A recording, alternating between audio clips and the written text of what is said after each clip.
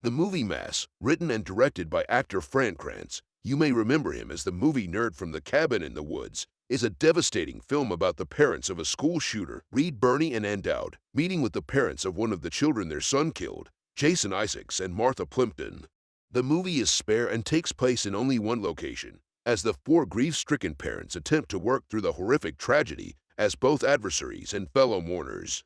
It's a terrific film if quite a difficult sit, and the thing it gets across best is just how many different lives are shattered by a mass shooting. It's a catastrophe that billows out among those who loved those involved and those who loved them.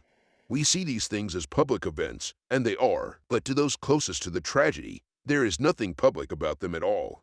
A white supremacist terrorist named Peyton Gendron drove 200 miles to a zip code he discovered had a high percentage of black residents and shot and killed 10 people at a Buffalo grocery store. It appears he had initially planned on driving to another store and doing the same thing. The story is horrific in a public way. It intersects two of the most important, monstrous stories in public life: gun violence and racial hatred.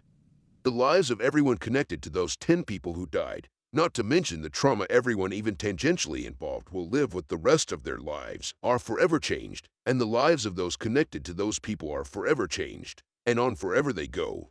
And I think there is value in looking at the numbers as coldly as possible. That shooting was the deadliest in the United States this year. It had to earn that distinction. There have already been 198 mass shootings in the United States in 2022. 198. But even the horror of the shooting barely cracks the all-time list.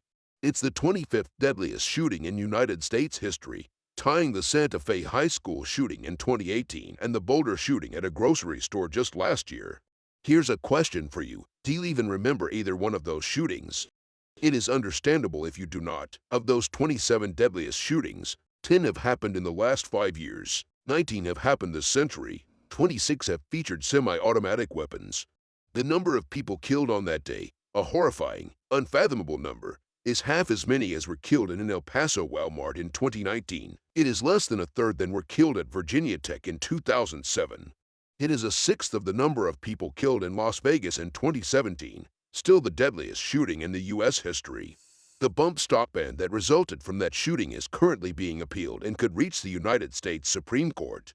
The worst tragedy imaginable, the Buffalo shooting, had it happened in 2006, would have been the 10th deadliest in American history, rather than the 25th, is now something that we can only process for a few weeks until the next one. From 1776 to 2007, 148 Americans were killed in mass shooting incidents.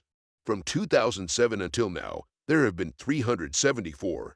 If you do not like these numbers, well, don't fret, they will change again very soon.